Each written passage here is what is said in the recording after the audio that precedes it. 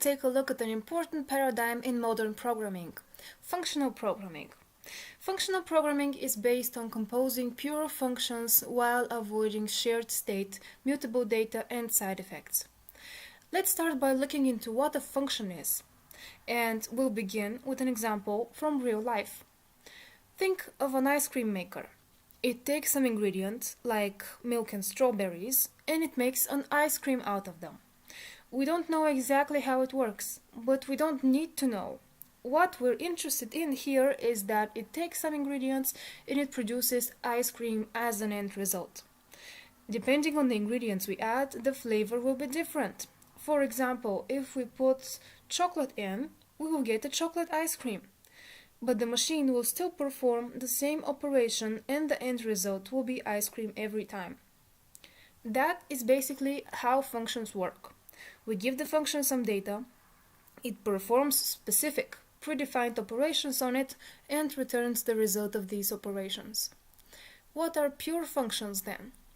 Well, if I put milk and vanilla in the ice cream machine, I will get a vanilla ice cream. There is no way I could get a chocolate or strawberry ice cream.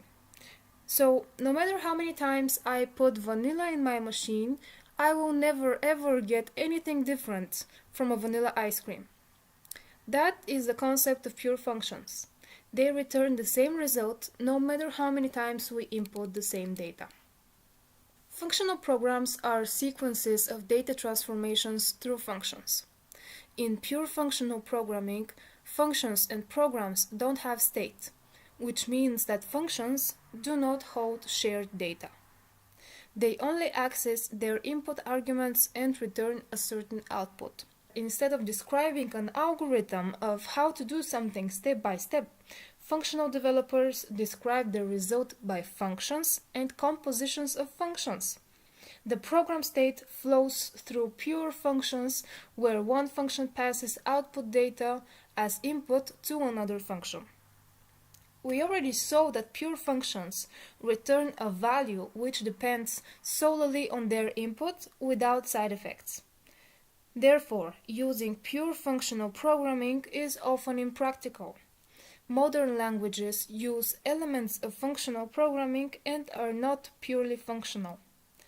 Let's see some examples of pure functions, like the square root function, which receives a number as input and returns another number as output, the square root of the input number. Another example is the sort function, which takes a list as input and returns a new sorted list. Both functions have no side effects. They don't change anything, they don't read or write external data. Pure functions are the heart of functional programming, and using them means maintaining consistent results. If you invoke a pure function many times with the same input data, it will have the same consistent behavior and will return the same result, because it has no state and no interaction with external data or components. Pure functions produce predictable results and behavior. Sometimes their correctness can be mathematically proven. This is the most important principle in functional programming: building a program by composition of stateless pure functions without side effects. There are many functional programming languages, and there are also such that incorporate functional programs into modern software development. Most modern programming languages are not functional.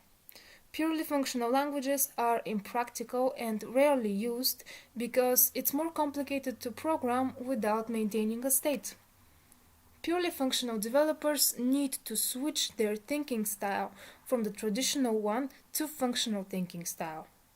The program in the purely functional languages is a pure function that calls other pure functions without side effects. An example of purely functional language is Haskell, which is not widely used in practice, but it has great value in learning the functional programming paradigms. Impure functional languages are used more often, because they allow exceptions from the concept of pure functions, which simplifies the work of developers.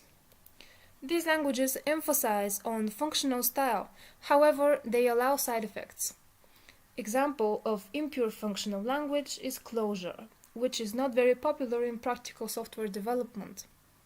Multi-paradigm languages combine the strengths of both the functional and the algorithmic or imperative world. Most of today's widely used general-purpose programming languages are multi-paradigm. They combine multiple programming paradigms like functional programming, declarative programming, object-oriented, component-based, event-driven programming, and many others. Examples of such general-purpose multi-paradigm programming languages are JavaScript, C#, Python, Java, PHP, Swift, and many others. All these languages combine multiple concepts and paradigms for structuring the program to simplify the work of developers and improve their performance and efficiency.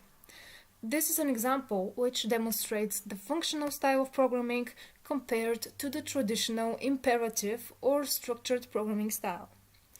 We want to write a C# program to read several numbers, find the biggest among them, and print it. To solve this problem in a functional style, we can write the following code. First, we read the input text from the console by invoking a function, console.readLine. Then, we split the result from the previous function, the input text, into space-separated elements, which are strings. Then, we parse each of these input strings to integer numbers using select, which is the mapping function in C#. It receives a sequence of strings and passes each element of the sequence to another function, which is, in this case, int.parse. The result from this function is a sequence of integers. Finally, we find the biggest number from the list of numbers using the max function. Each subsequent step takes as input the result from the previous steps and transforms it into another result. This is the power of functional programming, using a composition of functions to process certain data and obtain certain results. This functional style of writing expressions to build or compute something is very common in modern programming. It can be seen in many programming languages, frameworks, and libraries. Now, let's see the equivalent of this program written in imperative style, again in C#. This is a piece of code written in a structured programming style, or also called a procedural style. It consists of a sequence of commands, which take input from variables, calculate a new result, and store it in a variable. This is the first command, reading the input text. The next command splits the input text into space-separated elements.